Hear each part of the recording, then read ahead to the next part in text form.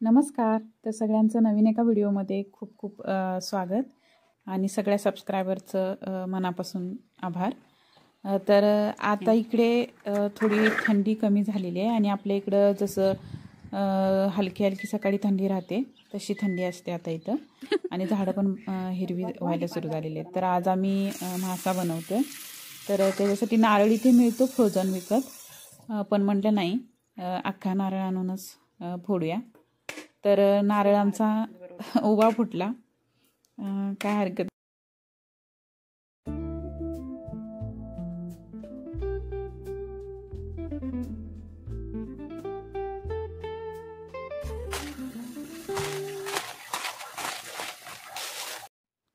तर इथं हे फिलेट्स घेतलेले आहेत मी.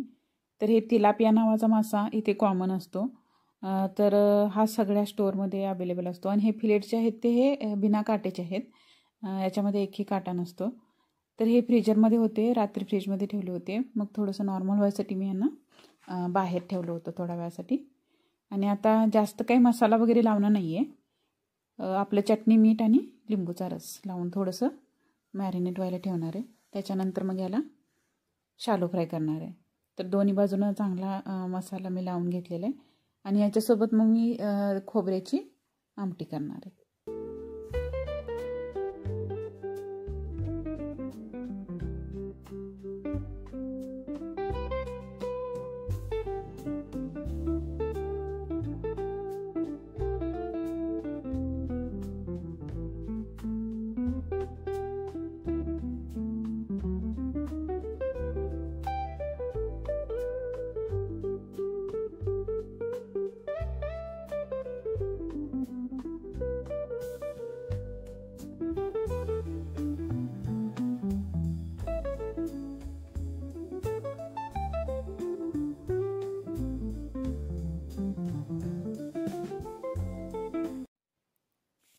तर मासा मी थोडा वेळ मॅरिनेट करायला ठेवला होता.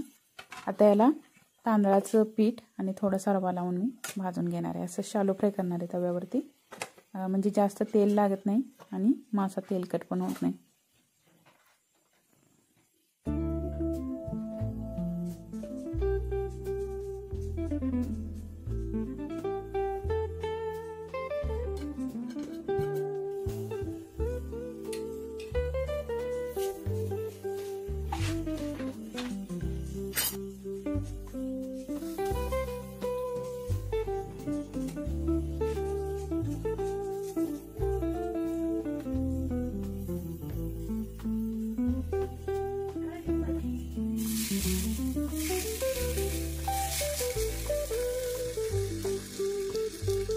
तर मासा असा छान भाजून घेतलेला आहे आणि तयार झालेला आहे. तर मी चपातीसोबत मासा आणि हे खोबऱ्याची आमटी बनवून रेडी केलेली आहे.